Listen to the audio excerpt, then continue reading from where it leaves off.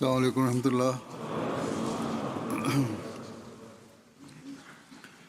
أشهد أن لا إله إلا الله وحده لا شريك له وأشهد أن محمدا عبده ورسوله. أما بعد فأعوذ بالله من الشيطان الرجيم. بسم الله الرحمن الرحيم. الحمد لله رب العالمين الرحمن الرحيم مالك يوم الدين. إياك نعبد وإياك نستعين.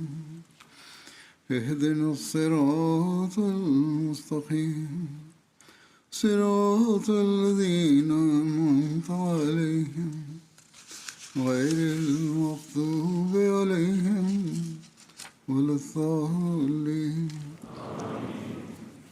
به فضل خدای تعالی جلسه سالانه 3 روزه بریتانیا یک شنبه گذشته با موفقیت به پایان رسید و برکات خدای تعالی را به همراه داشت. آماده سازی برای جلسه سالانه ماه‌ها زمان می‌برد. در واقع این کار بلافاصله پس از پایان جلسه سالانه آغاز می‌شود. شدت آمادگی‌ها چند هفته پیش از جلسه سالانه افزایش می‌یابد و 1 یا 2 هفته مانده به جلسه سالانه به اوج خود می‌رسد. در روزهای جلسه سالانه هزاران داوطلب، دختران، زنان، کودکان، مردان، سالمندان و جوانان با تمام توان و خستگی ناپذیر خدمت می‌کنند و این کار را با نهایت اخلاص انجام می‌دهند. آنها نه تنها آسایش مهمانای احمدی را فراهم می‌کنند، بلکه در کنار تأمین نیازهای مهمانای غیر احمدی و غیر مسلمان که از کشورهای سراسر جهان شرکت می‌کنند، تصویر حقیقی اسلام را نیز به نمایش می‌گذارند و با این کار به نوعی تبلیغ خاموش می‌پردازند. از این رو هر داوطلبی که در هر بخش از جلسه سالانه خدمت می‌کند شایسته قدردانی ماست. خدای تعالی بهترین پاداش‌ها را در اعضای خدمتشان به آنها عطا بفرماید. به همین ترتیب علاوه بر داوطلبانی که مستقیما در جلسه سالانه خدمت کردند، کارکنان MTA نیز هستند که بسیاری از آنها داوطلبند. آنها نیز شایسته قدردانی ما هستند، چرا که تمام تلاش خود را به کار گرفتند تا برنامه‌های جلسه سالانه را به هر گوشی از جهان پخش کنند و این کار را به بهترین شکل انجام دادند. این نیز یک وسیله قدرتمند برای تبلیغ، یعنی ترویج پیام حقیقی اسلام است. همچنین بخش‌های مطبوعات و رسانه نقش خود را در انتشار اخبار درباره جلسه سالانه ایفا کردند. این شامل هر دو بخش مطبوعات مرکزی و مطبوعات بریتانیا می شود. آنها موفق شدند به میلیون‌ها نفر دسترسی پیدا بکنند. مردان و زنان به طور یکسان در این امر مشارکت داشتند. همانند سالهای گذشته، بسیاری از داوطلبان نهاد خدام الاحمدیه کانادا برای کمک به کارکنان آمدند تا در جمع‌آوری و برچیدن تجهیزات پس از پایان جلسه سالانه کمک کنند. و اکنون داوطلبانی از استرالیا نیز شروع به آمدن کرده‌اند. آنها با تلاش و پشتکار فراوان کار می‌کنند و آنان نیز شایسته قدردانی ما هستند. خدای تعالی به آنها نیز پاداش عطا بفرماید. تأثیری که توسط کارکنان بر مهمانای غیر احمدی گذاشته می شود، تصویر حقیقی جماعت و اسلام را در برابر آنان به نمایش می گذارد و آنها را به شدت تحت تاثیر قرار می دهد. آنها احساسات بیشمار خود را ارسال کرده و همچنین ابراز قدردانی می کنند. در حال حاضر من به برخی از این احساسات از میان آنچه انتخاب کرده‌ام اشاره می‌کنم. شاید ارائه همه آنها ممکن نباشد. با این حال دست کم به برخی از آنها خواهم پرداخت. به همین ترتیب شخصا میخوام قدردانی صمیمانه خود را از تمامی داوطلبان مرد و زن نیز که چنین خدمت فداکارانه ارائه دادن ابراز کنم. در عین حال آنها باید به خاطر داشته باشند که خودشان باید سپاسگزار خدا باشند که به همه آنها این فرصت و توانایی را عطا فرمود تا به مهمانهای حضرت مسیح موعود علیه السلام خدمت کنند. ابراز قدردانی هایی که از دیگران دریافت می کنید باید شما را بیش از پیش فروتن و متواضع بسازد تا در پیشگاه خدا بیشتر تسلیم شوید و سپاسگزار او باشید. خدای تعالی به شما توفیق انجام این کار را عطا بفرماید. همانطور که اشاره کردم برخی از یادداشت‌های مهمان‌ها که به اشتراک گذاشته شده‌اند را ارائه خواهم کرد. اولین موردی که الان پیش روی من هست مربوط به جناب لیمین جابی هست که وزیر ارتباطات و اقتصاد دیجیتال گامبیا هستند. ایشان میگویند که با مشاهده جلسه سالانه از حقیقتی عمیق که در برابرم بود به شدت شگفت زده شدم. این یک رویداد بزرگ جهانی است که بر پایه روحیه خدمت فداکارانه و فداکاری خاموش و تزلزل ناپذیر بنا شده است. بسیار تأثیرگذار است که بدانیم چنین گردهمایی عظیمی تنها با 75 نفر در قادیان آغاز شد و از نظر سازماندهی به شکل یک دستاورد خارق العاده در آمده است. این برنامه از طریق ماهواره برای 200 کشور در سراسر جهان پخش می شود. من همچنین شگفت زده شدم که هیچ نیازی به حضور پلیس برای نظم بخشی نبود. هیچ انگیزه مادی هم در میان نبود. مدیران شرکت‌ها، پزشکان و جوانان و مقام‌های دنیوی خود را کنار گذاشته و داوطلبانه زمین‌ها را تمیز می‌کردند. روی آتش غذا می‌پختند و ترافیک را هدایت می‌کردند. سپس هنگامی که از آن گفته میشد این جمعیت پرشور شامل افرادی از ملیت‌های مختلف فوراً در سکوت کامل فرو می‌رفتند، به گونه‌ای که حتی صدای افتادن یک سوزن هم شنیده میشد. مشاهده این واقعیت زنده از چنین نظم و معنویت عظیمی در دنیای مادی امروز به ندرت دیده می شود. ایشان در ادامه می گوید که شرکت در بیعت بین المللی که در آن هزاران نفر سرشار از احساسات پرشور حلقه‌ای تشکیل دادند و با امام خود ارتباط برقرار کردند، این پیوند بی‌نظیر را به واقعیتی باور نکردنی تبدیل کرد. تأثیر ماندگار بر من این است که نفوذ عظیم جهانی این جماعت نتیجه ثروت مادی یا هیچ گونه دلایل سیاسی نیست، بلکه ثمره تعهد به تقوای کامل و پیام عملی و صمیمانه صلح است. از نیجریه پادشاهی به نام اوبا کندی کابادولا که تقریبا نیمی از یک ایالت را اداره می کند می گوید هنگامی که برای شرکت در جلسه سالانه بریتانیا حرکت کردم به هیچ وجه نمی دانستم که قرار است به بخشی از چنین گردهمایی باشکوه سازمان یافته و معنوی تبدیل شوم که چنین تأثیر عمیقی بر زندگیم بر جایی بگذارد.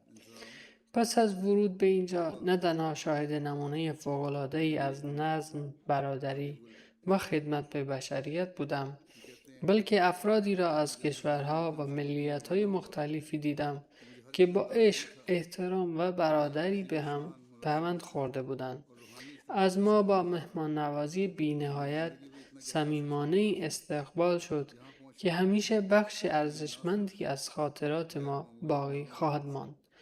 من در اینجا فرصت یافتم چیزهای بسیاری بیاموزم، اما به یاد ماندنی ترین لحظه دیدار با امام جماعت و گوش دادن به سخنرانی های ایشان بود که از آنها درس های بسیاری آموختم.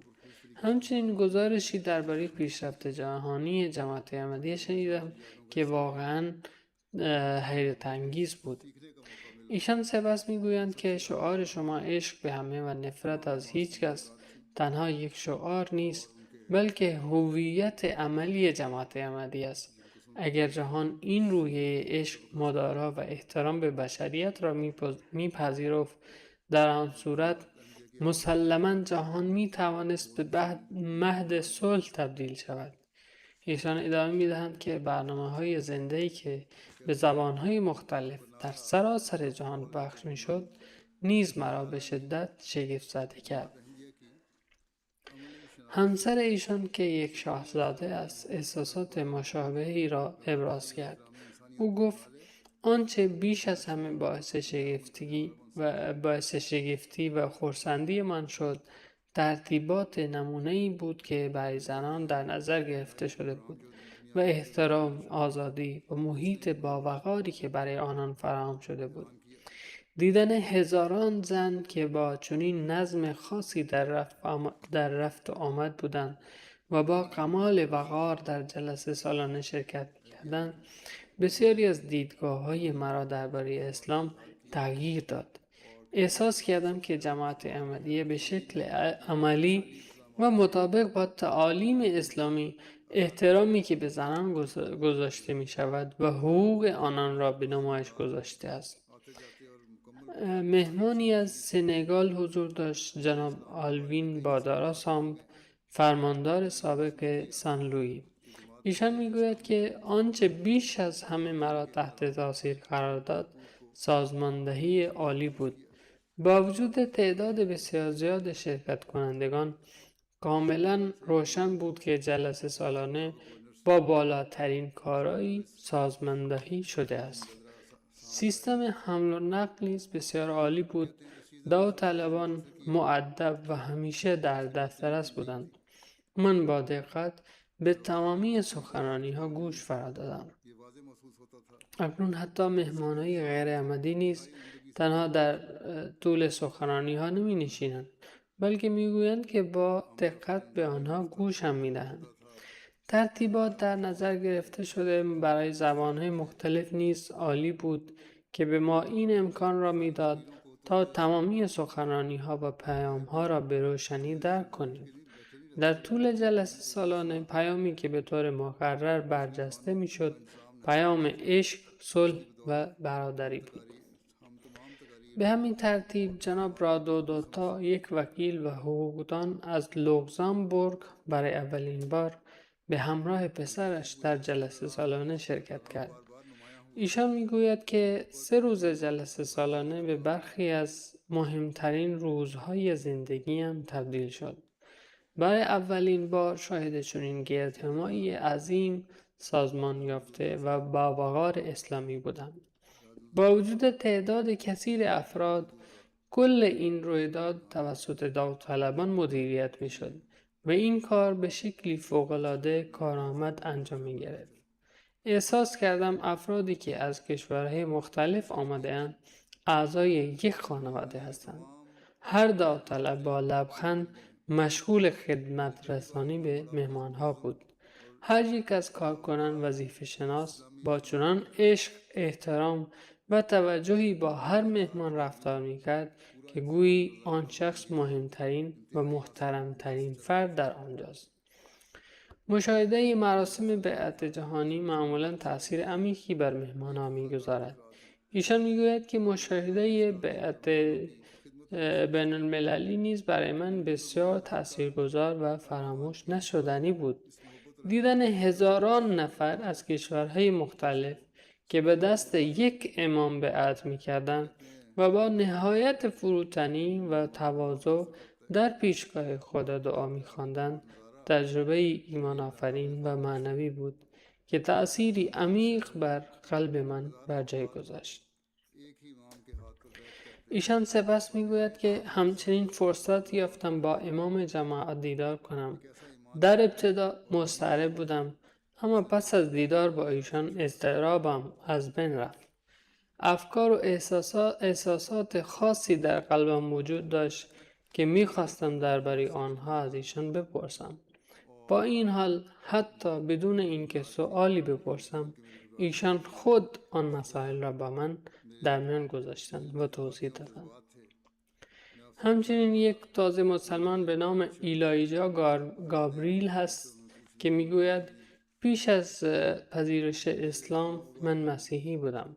همیشه به ما آموخته بودند که ایمان با موسیقی پیوند خورده است و این در واقع امروزه در جهان بسیار رایج شده است. این باور که موسیقی امری ضروری است. اما ایشون میگه که اما هرگز نتوانستم آرامش معنوی حقیقی یا نزدیکی به خدا را از آن طریق پیدا بکنم. حتی پس از مسلمان شدن نماز میخواندم، اما هرگز توانایی گریستن و دعایی از صمیم قلب را نیافتم. اما وقتی که فرصت شرکت در بیعت در جلسه سالانه فرا رسید، حالت معنوی خاصی به من دست داد که نمیتوانم در قالب کلمات آن را بیان بکنم. من در حالت پشیمانی از گناهانم باقی ماندم و بی وقفه طلب آمرزش میکردم. من به دعا کردن ادامه دادم و اشک‌ها بی اختیار از چشمانم جاری میشد. یک ارتباط معنوی با خلافت برقرار شد و یک ارتباط معنوی با خدا شکل گرفت.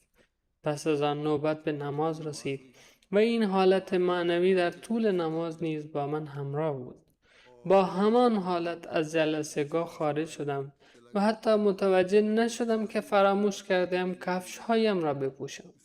با همان وضعیت به سمت سرویس‌های بهداشتی رفتم و داوطلبی که آنجا ایستاده بود متوجه شد که پا برهنه هستم. او کفش‌های خود را در آورد و به من داد و گفت لطفاً اینها را بپوشید، زیرا بدون کفش به خودتان آسیب می‌رسانید. این اتفاق کوچک ایمان مرا بیش از پیش تقویت کرد که این براستی جماعتی است که از سوی خدا بنا شده است، جایی که یک نفر همیشه آماده کمک به برادر خود است. از این رو حضرت امیرالمومنین می‌فرمایند که از این رو داوطلبان و کارکنان احمدی که این گونه از مهمانان مراقبت می‌کنند به وسیله‌ای برای تقویت ایمان مردم نیز تبدیل می‌شوند. یک استاد دانشگاه از جمهوری چک پروفسور یاروسلاو فرانک به همراه استاد دیگری به نام جناب ماریک چایکا در جلسه سالانه شرکت کرد. ایشون گفت که ما آنچنان تحت تاثیر جلسه سالانه قرار گرفتیم که نمیتوانیم به درستی احساسات خود را بیان بکنیم.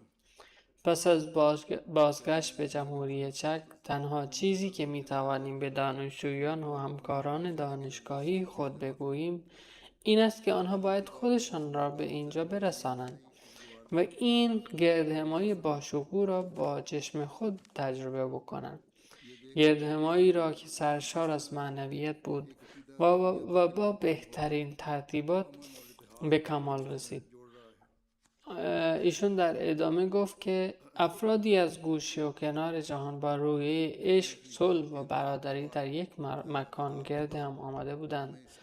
تجربه دیدار با مردم پس از نمازها بسیار دلپذیر و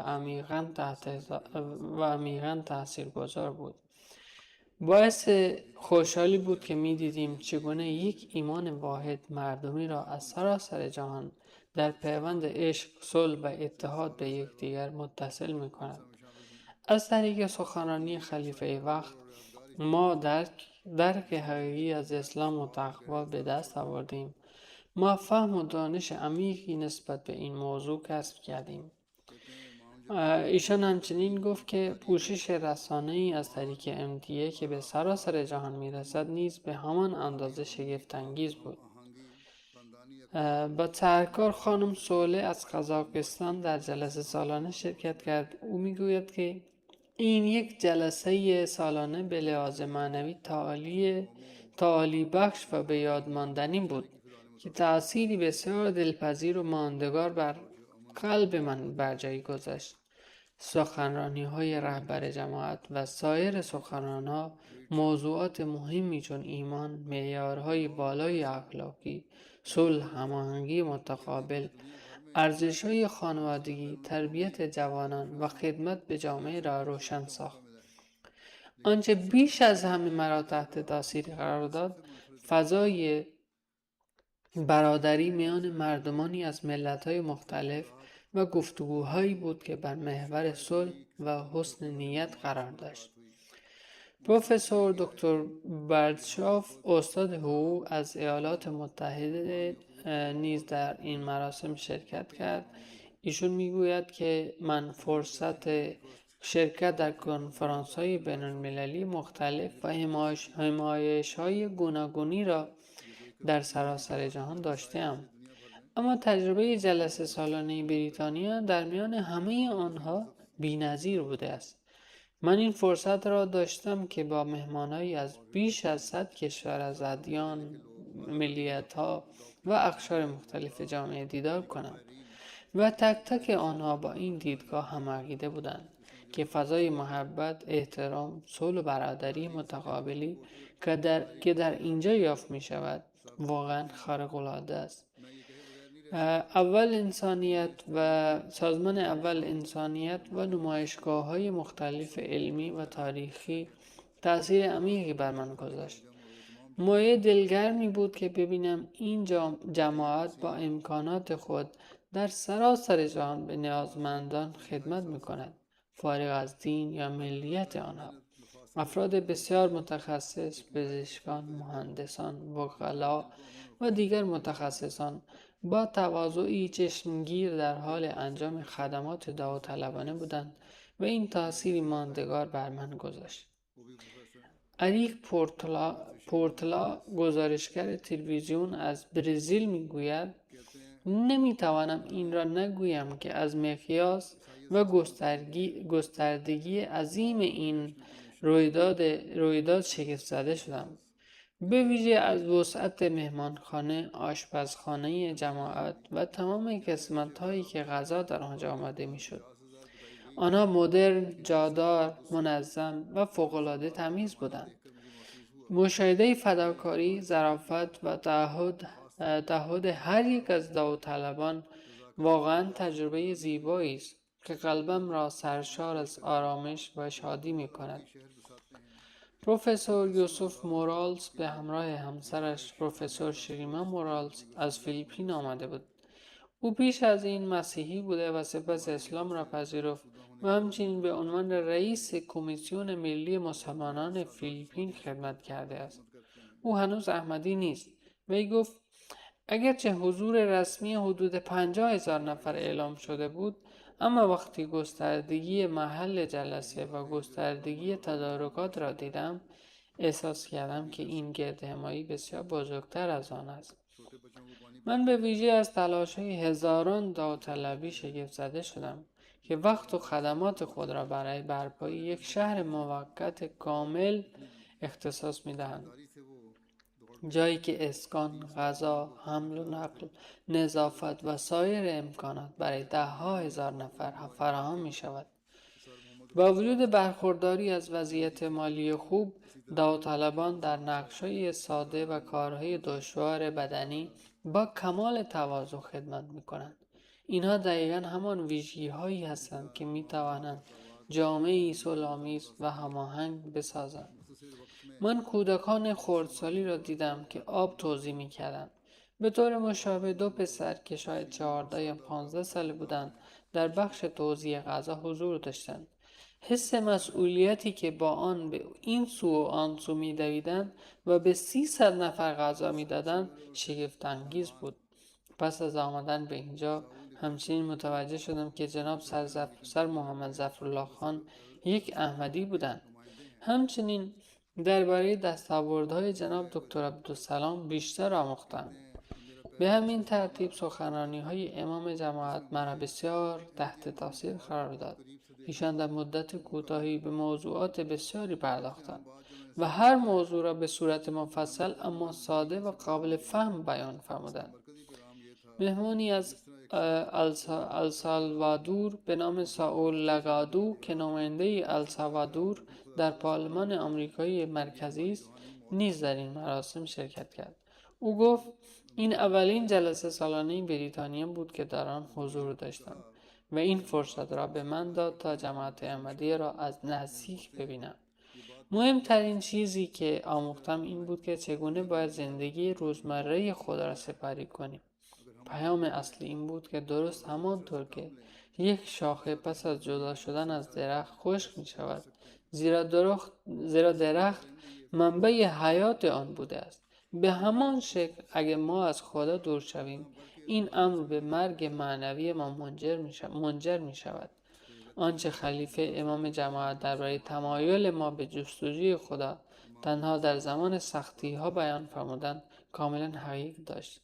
به همین ترتیب راهنمایی هایی که ایشان درباره رابطه زن و شوهر فرمودند به گونه‌ای بود که اگر به آن عمل کنیم و فرو نهادن نگاه خود را تمرین نماییم می توان از بسیاری از مشکلات زناشویی جلوگیری کرد. بنابراین اگر غیر احمدی‌ها می توانند این پیام را درک کنند، احمدی‌ها باید برای درک بیشتر آن تلاش کنند. وی در ادامه گفت: من به شدت تحت تاثیر تدارکات فوق‌العاده قرار گرفتم. ملاقات من با امام جماعت بسیار کوتاه بود و آرزو داشتم که کاش زمان بیشتری داشتم. اما حتی در همان زمان کوتاه ایشان به همه چیز توجه داشتند و با من صحبت فرمودند. پس از این ملاقات به این باور رسیدم که خلیفه وقت از دانش عمیقی درباره جماعت خود و جایگاه آن در مناطق مختلف برخوردارند. ایشان به تمام این امور علاقه عمیقی داشتند. یک تازه مسلمان از بیلیز، خانم موزه کوریانو گفت: ما به کشور بسیار کوچکی تعلق داریم. جمعیت شهر ما تنها 50,000 نفر است. حتی اگر فقط 100 نفر دور هم جمع شوند دعوا راه میافتد. اما در سراسر جلسه سالانه حس بی‌نظیری از آرامش برقرار بود و مردم به شکل زیبایی با یکدیگر دیدار می‌کردند. برای من امکان پذیر نیست که احساساتم را در قالب کلمات بیان کنم. اکنون از این که خود را یک مسلمان احمدی بنامم احساس شادی می‌کنم. سال گذشته به همسرم این توفیق عطا شد که در جلسه سالانه شرکت کند و در آن زمان خلیفه وقت به او فرمودند که پیام احمدیه را به همسرش نیز برساند. به لطف خدا امروز با اطمینان کامل و افتخار میگویم که من یک مسلمان احمدی هستم. سولین پنگوف از بلغارستان دبیر کل وزارت کار و سیاست اجتماعی گفت که من چندین بار در جلسات سالانه‌ای که در شهرهای مختلف آلمان برگزار می شود شرکت کردم. اما تجربه جلسه سالانه بریتانیا منحصر به فرد بود و در گستردگی، نظم و استاندارد بالای خود بی‌نظیر بود. آنچه مرا تحت تاثیر قرار داد وسعت خارق العاده محل جلسه سالانه و شهر موقتی بود که در آنجا برپا شده بود. تمام امکانات اولیه به شکلی عالی فراهم شده بود و بیش از 50,000 نفر در آنجا گرد هم آمده بودند. سخنرانی هایی که در جلسه سالانه ایراد شد بسیار آموزنده، علمی و دارای استاندارد بالایی بود. سخنران‌ها موضوعات مذهبی و علمی را به شیوهی عالی ارائه دادند و بدین وسیله دانش و درک مخاطبان را افزایش دادند. نمایشگاه‌های گوناگون مرا به شدت تحت تاثیر قرار داد. آنها به شیوهی کاملا حرفه‌ای و مطابق با استانداردهای مدرن ترتیب داده شده بودند. همچنین برنامه‌های آموزشی و نمایشگاه‌های برای کودکان وجود داشت. اینها از آن دسته اقداماتی است که برای تربیت نسل آینده مفید است. جناب احمدو با از سنگال که به طریقت تیجانیه تعلق دارد و یکی از رهبران دینی منطقه خود می باشد گفت: سازماندهی و تدارکات عالی این جلسه سالانه مرا عمیقاً تحت تاثیر قرار داده است. نحوه برگزاری این جلسه سالانه، تدابیر امنیت عالی، اخلاق والای حضار خردمندی، رفتار نیکوی آنها و به ویژه شخصیت اصیل اعضای جماعت احمدیه تأثیر عمیقی بر دل من بر جای گذاشته است. پیش از این من فقط درباره جماعت احمدی شنیده بودم، اما امروز مشاهده جماعتی تا این حد منظم با چشمان خود دیدم. این چنین مخلص و کاملا مطیع راهنمایی های خلیفه خیش شادی بیکرانی را برای من به ارمغان آورده است. من از پیش می دانستم که شما کارهای بسیاری برای خدمت به بشریت انجام می دهید. از طریق کمک های مالی، حفر چاهای آب، مساجد، بیمارستان ها، فعالیت های امدادی و دیگر پروژه های رفاهی. اما امروز پس از مشاهده تلاش های شما در راستای ارزش های انسانی و پیشرفت بشر، حکمت شما، ترویج آموزش های پایه و مؤسسات آموزشیتان به ویژه از طریق نمایشگاه ها بیش از پیش تحت تاثیر قرار گرفتم. من صمیمانه و از صمیم قلب به شما ادای احترام میکنم.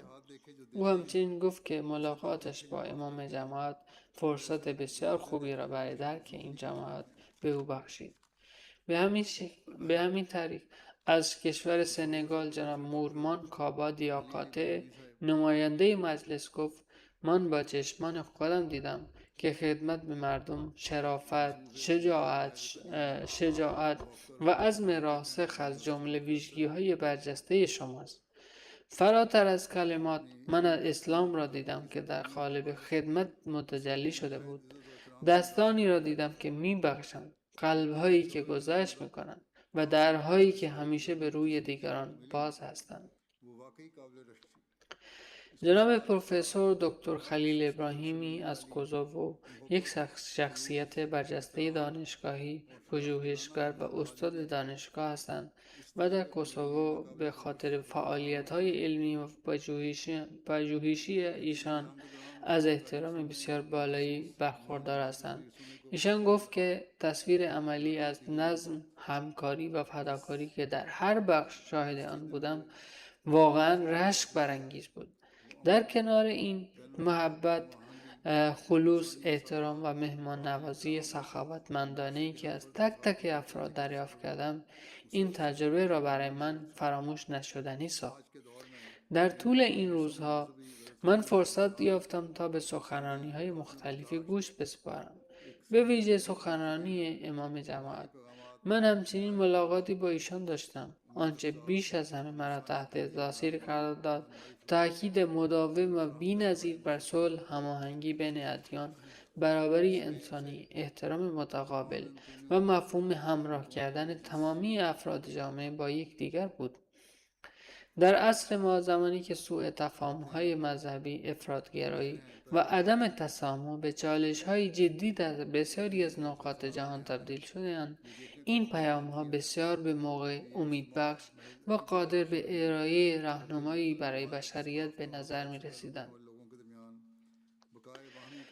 خان آنتونیو رخاس، شهردار پدرآباد از اسپانیا میگویند جلسه سالانه این فرصت را به ما داد تا شاهد باشیم که این گردهمایی صرفاً جشنی برای یک ایدئولوژی نیست، بلکه نمایشی خارق‌العاده از همزیستی میان مردمی از کشورها، فرهنگ‌ها و اقشار مختلف جامعه است که با ارزش‌های مشترک صلح، احترام و برادری با هم متحد شده‌اند.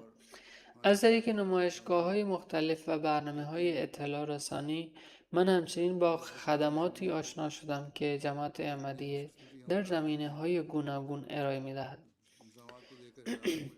2 وکیل مهمان از استرالیا، خانم کارولین و خانم هانا، در این جلسه حضور داشتند.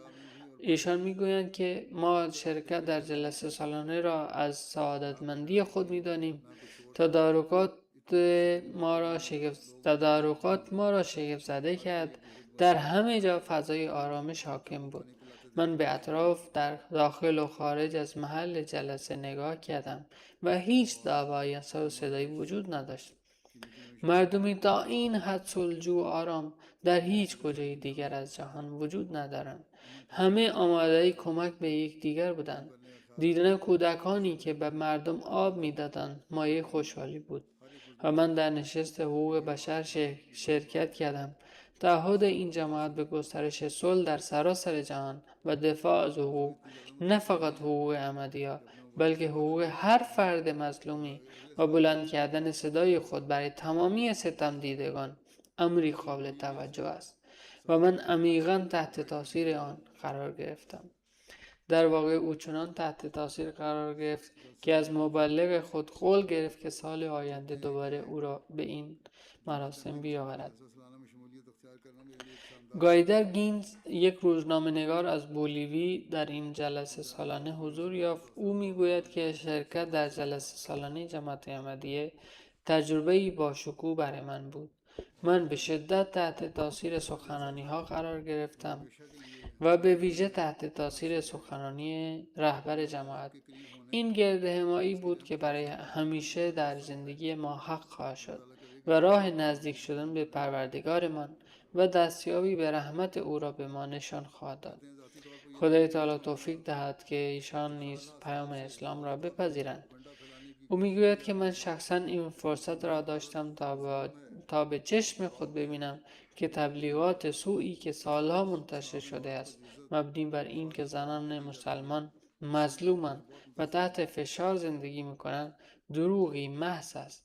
در مقابل من عمیقاً تحت تاثیر احترام، حفاظت و اهمیتی قرار گرفتم که در اسلام به زنها داده می شود.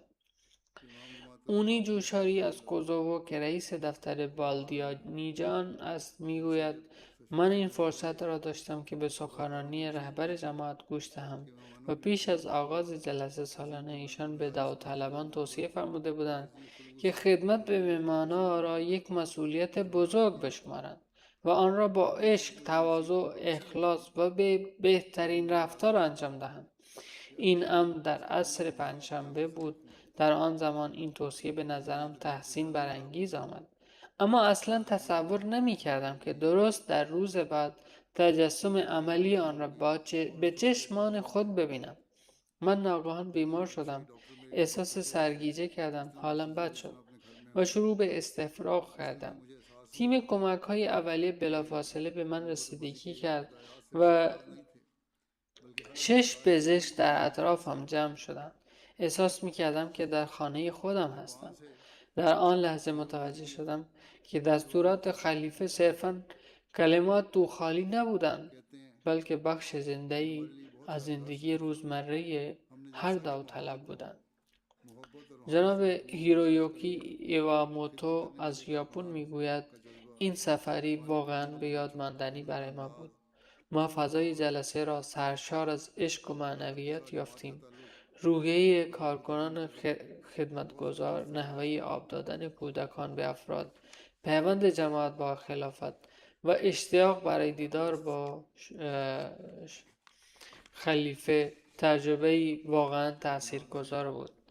مهمان دیگری که اصالتاً اهل لبنان و ساکن بلژیک است میگوید از آنجا که من در کادر دیپلماتیک کار میکنم به نقاط مختلفی از جهان که نشست‌های بزرگی در آن برگزار میشود سفر میکنم، چه در قطر، چه بروکسل و چه در دیگر مکانهای بزرگتر، اما در هیچ کجا برنامه‌ای به این سطح بالا و منظمی مانند این جلسه سالانه ندیدم، جایی که بیش از 50,000 نفر حضور دارند و هیچ کس به دیگری تنه نمیزند و هیچ کلام تندی گفته نمی شود. همه با وقار، احترام و محبت با یکدیگر دیدار می کنند. من در اینجا تعلیم اسلامی برادری را در عمل مشاهده کردم. همچنین در این جلسه سالانه شاهد تجلی عملی آموزه قرآنی لا اکراه فی الدین بودم. پیروان دیگر ادیان در اینجا حضور داشتند، در میان ما زندگی می کردند. با کمال ادب و احترام با آنها رفتار می شد و آزادانه و با شادی در رفت و آمد بودند. سرجیو روبین از آرژانتین نیز در این مراسم حضور داشت. او سردبیر امور دینی در روزنامه کلارین است که یکی از مهمترین روزنامه‌های ملی این کشور است.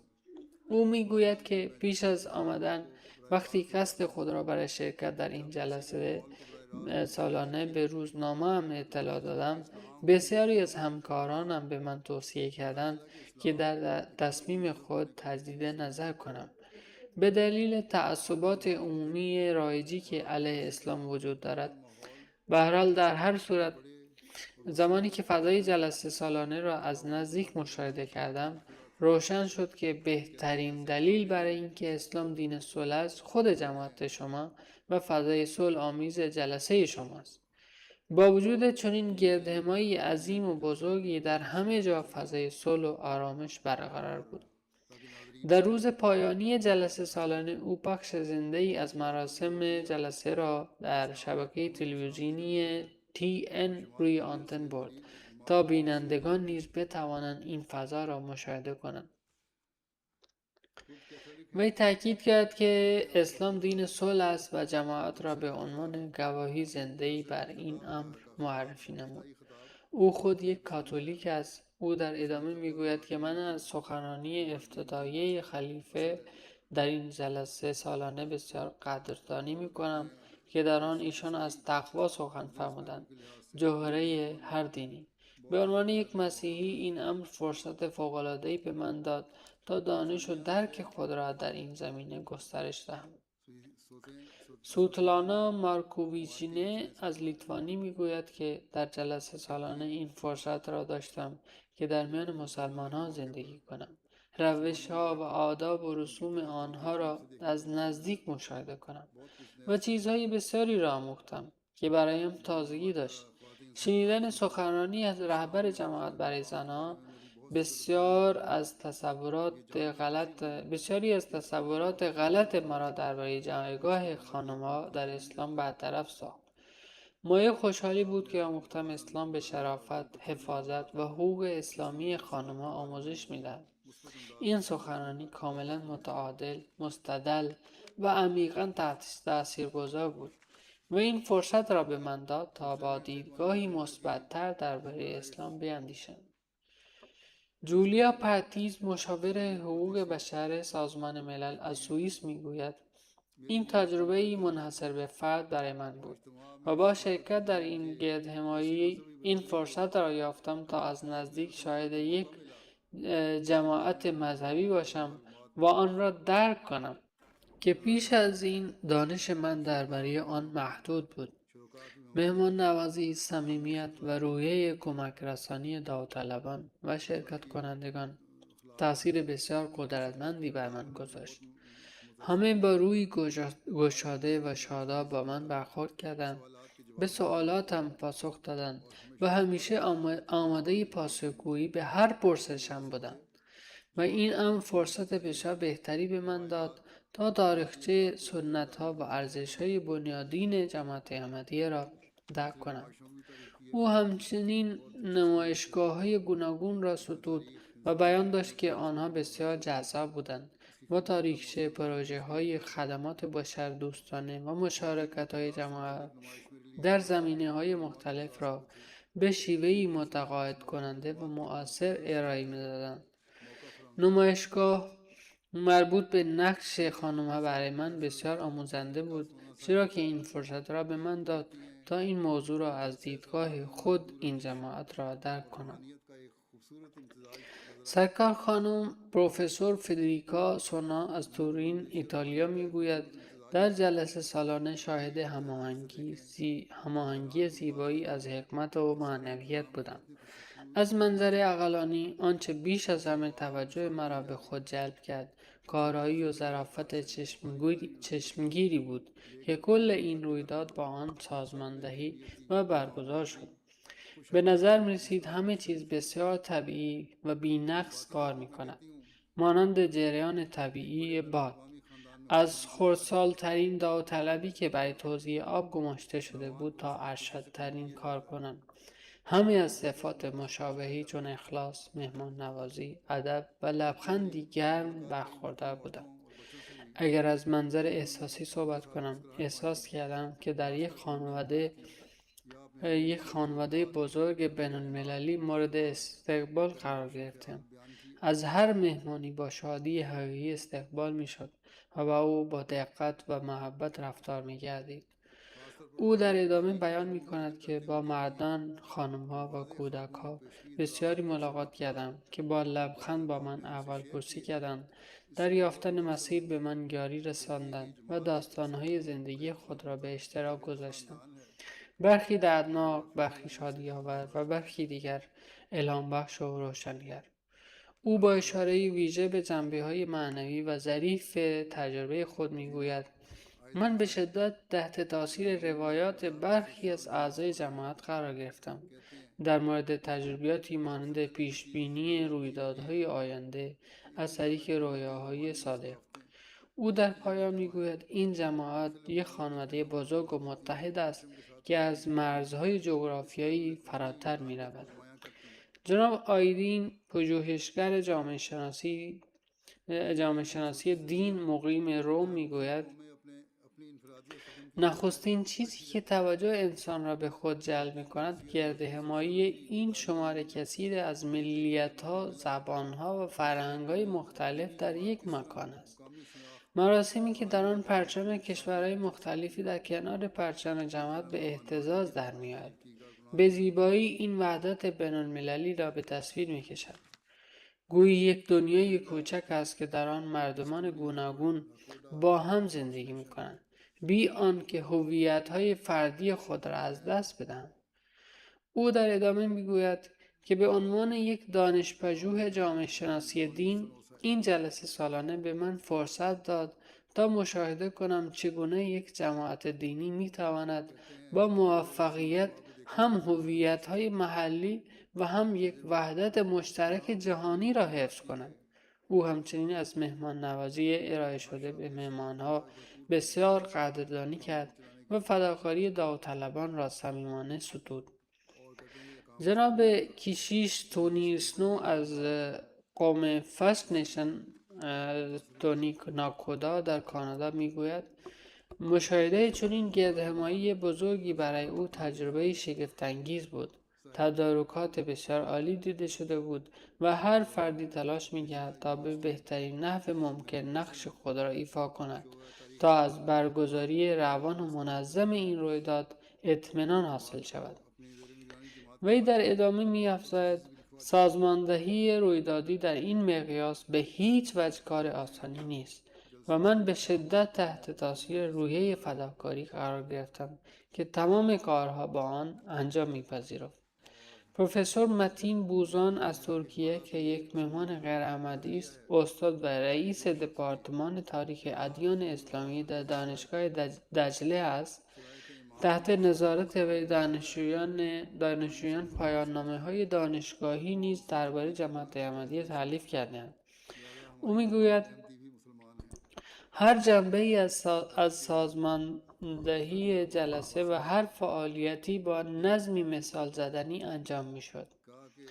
وی همچنین میگوید که موضع اصولی ما این است که هر کس به خدا، پیامبرش صلی الله علیه و سلم و آخرت ایمان داشته باشد و الزامات اساسی ایمان و اسلام را به جا بیاورد مسلمان است. بنابراین ما جایز نمی‌دانیم که چنین شخصی را کافر اعلام بکنیم. بر این اساس از نظر ما احمدی‌ها نیز مسلمان هستند. ای کاش علمای پاکستان نیز به این درک می‌رسیدند. وی همچنین اظهار داشت که من از تلاش‌های جماعت برای ترویج صلح و امنیت بین‌المللی بسیار قدردانی می‌کنم. او همچنین مشاهده کرد که در هر موقعیتی تدارکات جداگانه‌ای برای مردان و زنان در نظر گرفته شده بود و این امر او را به این نتیجه رساند که جماعت تاکید ویژه‌ای بر رعایت احکام اسلامی در خصوص حجاب دارد. جناب تیری والات از فرانسه، رئیس هماهنگی انجمن‌ها و افراد برای آزادی عقیده میگوید: تدارکات بی‌نقص بود. فضا صلح‌آمیز بود و حس عمیقی از آرامش حکم فرما بود. سخنرانی پایانی رهبر جماعت احمدیه واقعا الهام بخش و چراغ راهنمایی بزرگی بود. این سخنرانی معیارهای والای اخلاقی را به ما یادآوری کرد که هر فردی باید برای حفظ آنها تلاش کند. و همچنین دنیای صلح آمیزی که همه مردم باید برای ساختن آن با هم همکاری کنند. او در ادامه ابراز داشت: من مراتب سپاسگزاری قلبی خود را ابراز می کنم، زیرا که این دیدار به من امکان داد تا از نزدیک شاهد تجلی عملی پیام صلح، عشق و برادری جماعت احمدیه باشم. دیدن مردمی بیش از 100 کشور که مانند دسته گلی زیبا گرد هم آمده بودند به من اجازه داد تا عطر آن را شخصا تجربه کنم. یک روزنامه‌نگار از بلژیک میگوید: من پیش از این نیز در جلسه سالانه شرکت کرده‌ام. با این حال امسال من به ویژه تحت تاثیر سخنرانی قرار گرفتم که رهبر جماعت احمدیه در گردهمایی سازمان لجنه امام‌الله ایراد فرمودند. ایشان در سخنرانی خود خانم‌ها را تشویق کردند که نه تنها به کسب دانش مذهبی بپردازند، بلکه تحصیلات دنیوی را نیز دنبال کنند و برای رسیدن به مدارج عالی در هر عرصه‌ای از زندگی تلاش کنند. سرکار خانم پروفسور مینه ساکی هیروکو از ژاپن که درباره جماعت احمدیه تحقیق کرده و کتابی در این باره تالیف نموده است، نیز نظرات خود را بیان کرد. وی به عنوان بخشی از تحقیقاتش از ربوه، قادیان و چندین مکان دیگر هم بازدید کرده و به درک عمیقی از جماعت دست یافته است. او میگوید که در جلسه سالانه با یک مرد جوان آلمانی آشنا شدم که در همان روز بیعت کرده بود. وقتی از او پرسیدم چه چیزی الهام بخش برای پیوستن به جماعت احمدی برای او بوده است، پاسخ داد که فضای جلسه سالانه و روحیه برادری و محبت متقابل میان احمدی‌ها بوده که او را به پذیرش احمدیه ترغیب کرده است. او همچنین از کار داوطلبان بسیار تمجید کرد. جناب آرچی، یک اندونزیایی که با همسر یونانی خود در یونان زندگی می کند و یک تازه مسلمان غیر احمدی است، میگوید: وقتی دعوتنامه برای شرکت در جلسه سالانه را دریافت کردم، آن را به عنوان یک سفر معنوی در نظر گرفتم که مرا به خدا نزدیکتر خواهد کرد. با این امید از یونان سفر کردم تا در این اجتماع شرکت کنم.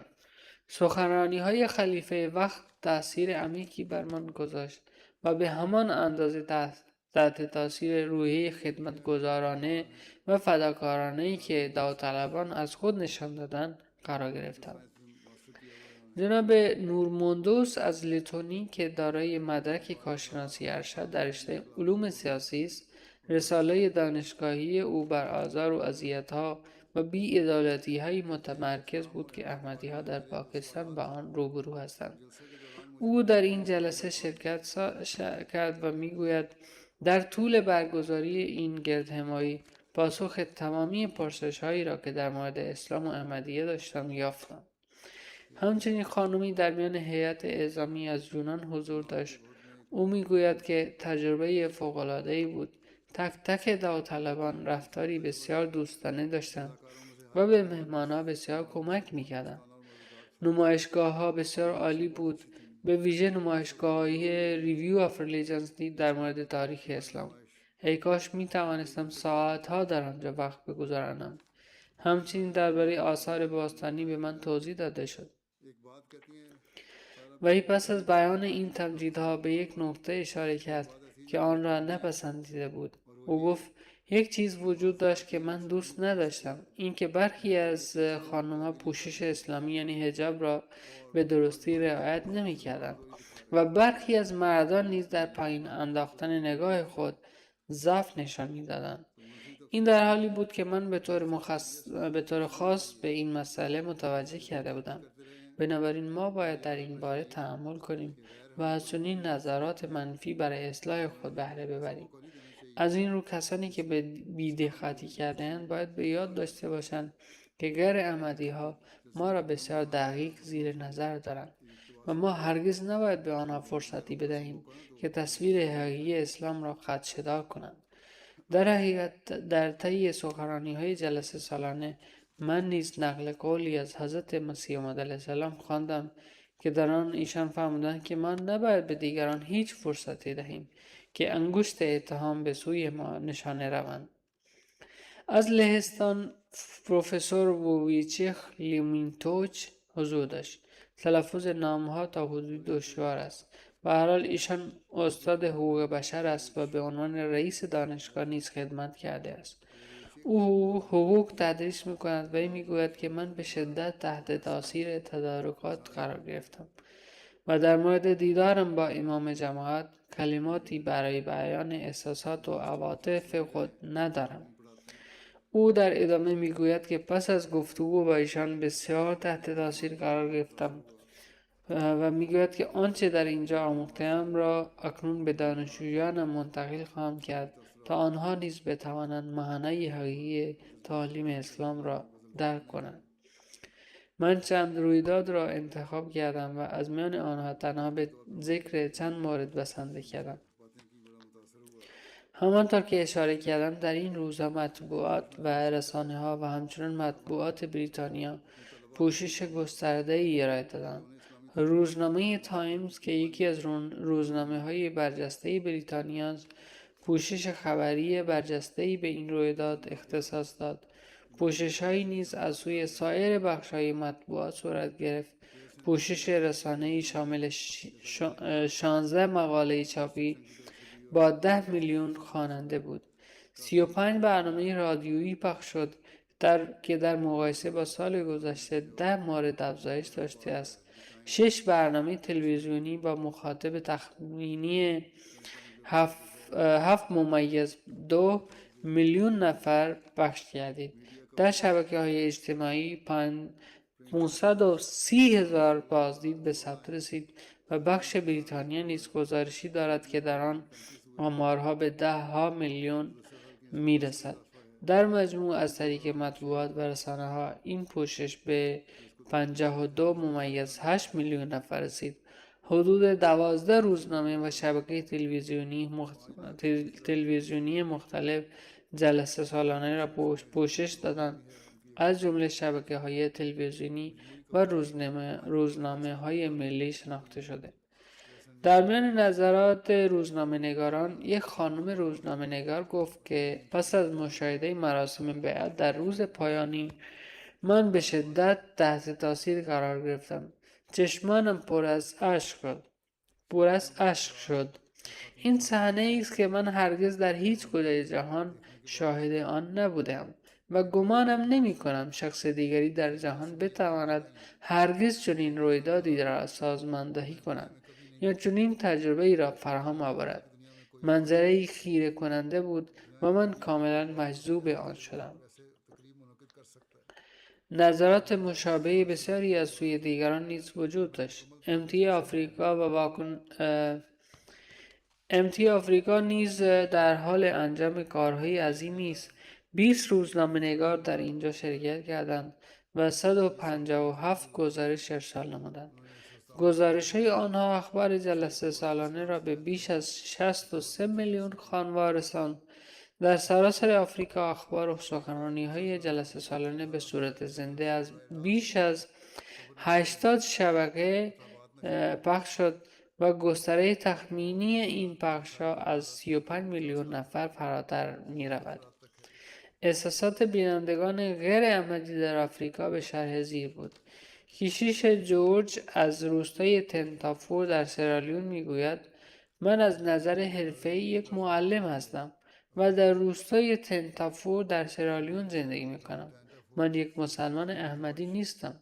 در طول هر سه روز جلسه سالانه بریتانیا چیزی که بیش از همه مرا تحت تاثیر قرار داد عشق عمیقی بود که مسلمانان احمدی به خلافت دارند و شیوهی که آنها صلح، عشق، وفاداری و احترام را به تمام بشریت ابراز می‌کردند، فارغ از این که به کدام کشور تعلق داشتند. او میگوید قرار بود من روز یک شنبه به کلیسا بروم، اما در عوض تصمیم گرفتم به مسجد بروم تا مراسم بیعت جهانی را تماشا کنم. آنچه در آنجا شاهد بودم کاملا متفاوت از تصورات من بود. اکنون درک میکنم که چرا جماعت احمدیه با چنین سرعتی در سراسر جهان در حال گسترش است. همچنین که شیعه‌ها و افراد تحصیل کرده بسیاری دیگر نیز هستند که نظرات خود را ارسال کردند. خدای تعالی نه تنها تاثیرات نیکوی این جلسه سالانه را بر اعضای جماعت جاری سازد، بلکه مردم دیگر را هم راهنمایی کند و آنان را به اسلام حقیقی و احمدیه متمایل سازد. صحیح اسلام اور احمدی کی طرف راغب کرے.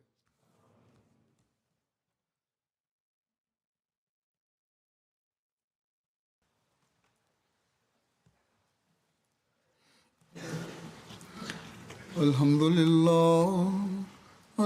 لله نحمده ونستعينه ونستغفره ونؤمن به ونتوكل عليه ونعوذ بالله من شرور أنفسنا ومن سيئات أعمالنا. من يهده الله فلا مضل له ومن يضلل فلا هادي له ونشهد أن لا إله إلا الله ونشهد أن محمدا عبده ورسوله.